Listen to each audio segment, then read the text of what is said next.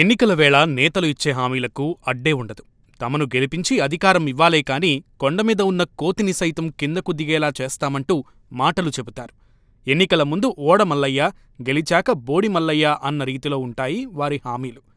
ఎన్నికల వేళ అధికార ప్రతిపక్ష పార్టీలు తమకు అధికారం చేతికి వచ్చేందుకు పెద్ద ఎత్తున హామీలు ఇస్తుంటాయి. చెప్పిన దానికంటే మించి మరీ సేవలు అందిస్తామని బీరాలు పలుకుతారు. తీరా ఎన్నికలయిన తర్వాత నరంలేని నాలుక ఎన్నో పలుకుతాయంటూ, అసలు తాము ఎప్పుడూ హామీలు ఇచ్చామంటూ గజ్నీల్లా మారిపోతారు. ఇప్పుడు ఏపీలో పరిస్థితి అచ్చం ఇలాగే తయారైందని రాజకీయ విశ్లేషకులు చెబుతున్నారు.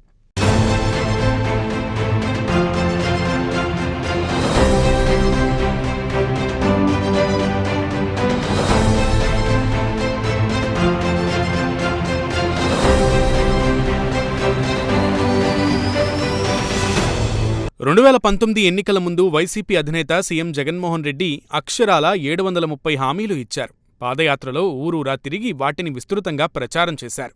అయితే అధికారంలోకి వచ్చిన తర్వాత కేవలం 109 హామీలు మాత్రమే అమలు చేశారు. అంటే 15%. కానీ ప్రస్తుత ఎన్నికల క్యాంపెయిన్లో 99.5% హామీలు అమలు చేశామని గొప్పలు చెప్పుకుంటున్నారు. వైసీపీ మేనిఫెస్టోలో ప్రధాన హామీలు వారంలో సీపీఎస్ రద్దు, ప్రతి ఏడాది జనవరి 1న జాబ్ క్యాలెండర్ విడుదల, దశలవారీగా మద్యపాన నిషేధం, కార్డుదారులందరికీ సన్నబియ్యం, చివరికి అగ్రిగోల్డ్ బాధితులకు అధికారంలోకి రాగానే తొలి బడ్జెట్లో 1,150 కోట్లు ఇచ్చేస్తామని ప్రకటించారు. తీరా అధికారంలోకి వచ్చిన తర్వాత ఎన్ని అమలు చేశారన్న చర్చ ఇప్పుడు మొదలైంది. మేనిఫెస్టోలో పెట్టిన వాటి సంగతి సరే, పాదయాత్రలో ఇచ్చిన హామీలు కావా అనే ప్రశ్నలు వినిపిస్తున్నాయి. కేవలం నవరత్నాలు మాత్రమే కాదు, పాదయాత్రలో అడుగుకో హామీ ఇచ్చారు జగన్మోహన్ రెడ్డి. నవరత్నాలు మాత్రమే హైలైట్ చేసి మిగతా హామీలను విస్మరించారు.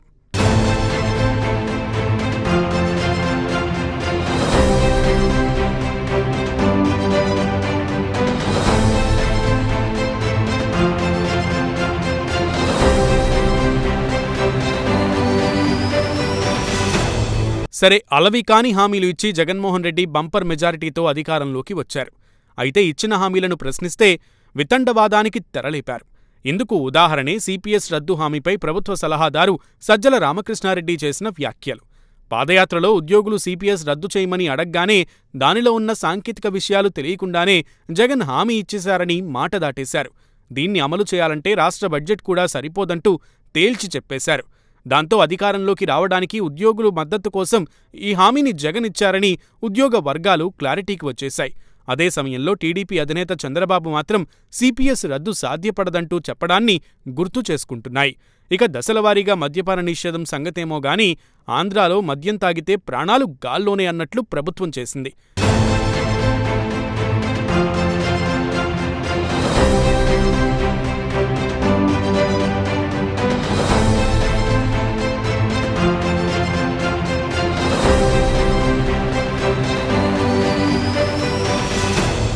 అంతేకాదు, జగన్ చెప్పినట్లుగా జనవరి 1 పోతే మళ్లీ వచ్చే ఏడాది వస్తోంది అంతే తప్ప జాబ్ క్యాలెండర్ మాత్రం రాలేదు.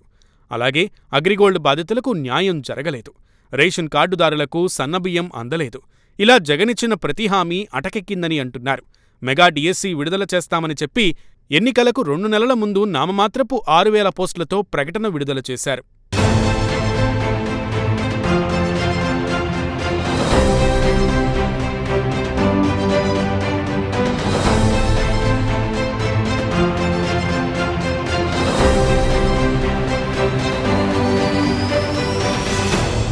ఒక్క జగన్మోహన్ రెడ్డి మాత్రమే కాదు, 2014లో టీడీపీ అధినేత చంద్రబాబు సైతం భారీగానే హామీల వర్షం కురిపించారు.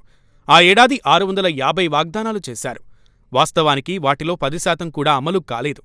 పైగా చంద్రబాబు ఆ ఎన్నికల్లో అధికారంలోకి రావడానికి ప్రధాన హామీ రైతు రుణమాఫీ. కానీ అమలు సాధ్యపడలేదు. ఇదే విషయమై తన శ్రేయోభిలాషులు చాలామంది రుణమాఫీ హామీ ఇవ్వాలని చెప్పారని, కానీ అబద్ధాలు చెప్పడం తనకు చేతకాదని ఎన్నికల తర్వాత జగన్ చెప్పారు.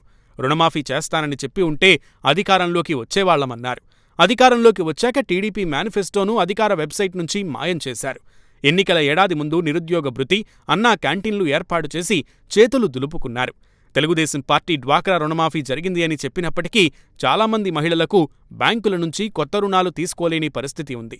ఇంటికో ఉద్యోగమన్నారు, జిల్లాకో పోర్ట్ అన్నారు. ప్రతి నివాస ప్రాంతాల్లో ప్రతి కిలోమీటర్కు ఒక ప్రాథమిక పాఠశాల, ప్రతి 3 కిలోమీటర్లకు ఒక ప్రాథమికోన్నత, ప్రతి 5 కిలోమీటర్లకు ఒక ఉన్నత పాఠశాల ఏర్పాటు చేస్తామని చెప్పి ఆ పని చెయ్యకపోగా ఉన్న పాఠశాలలనే మూసివేసింది. ఏటా డిఎస్సి నిర్వహిస్తామని చెప్పి ఒక్కసారి డిఎస్సి నిర్వహించి చేతులు దులుపుకుంది.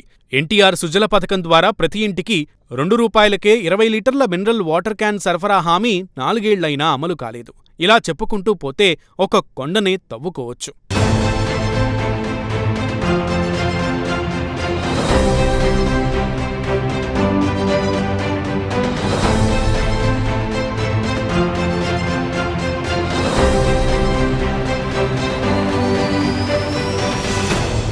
ఇక 2024 విషయానికి వస్తే 2014, 2019 ఎన్నికల నాటి పరిస్థితులే కనిపిస్తున్నాయి. అలవి కాని హామీలు ఇచ్చేందుకు పార్టీలు రెడీ అయిపోయాయి. ఆచరణ సాధ్యం కాదని తెలిసినా అధికారం కోసం అడ్డదారులు తొక్కేందుకైనా సిద్ధమయ్యారు. అధికారంలోకి వచ్చాక ఎవరు ప్రశ్నిస్తారనే ధీమానో, లేక హామీలకు చట్టబద్ధత లేదని ధైర్యమో రాజకీయ నేతలు ఇష్టమొచ్చినట్లు హామీల వర్షం కురిపించేస్తున్నారు. మేనిఫెస్టో అంటే కేవలం నీటిమీద రాతలు మాదిరిగా తయారు చేసేశారు రాజకీయ నాయకులు. ఉచిత పథకాలు, హామీలు ఎక్కువ ప్రకటిస్తే చాలు, ప్రజలే ఓట్లు వేస్తారనే ధోరణి పార్టీల్లో, నేతల్లో పెరిగిపోయింది. ఈ సంస్కృతి మారకపోతే మున్ముందు ఆర్థిక తిరోగమనం తప్పదని ఆర్థిక నిపుణులు హెచ్చరిస్తున్నారు.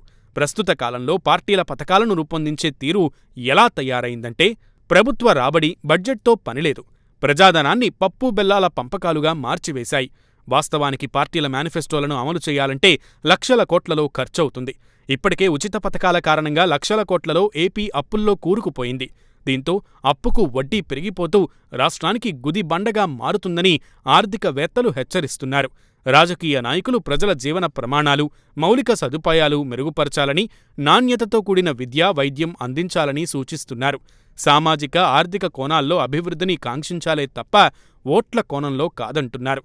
ఇకనైనా పాలకులు సంక్షేమం పేరుతో రాష్ట్రాన్ని సంక్షోభం వైపు నెట్టేయకుండా ప్రజల శక్తి సామర్థ్యాలపై, ఆదాయ మార్గాలపై పథకాలు ఆలోచన చేస్తే బాగుంటుంది.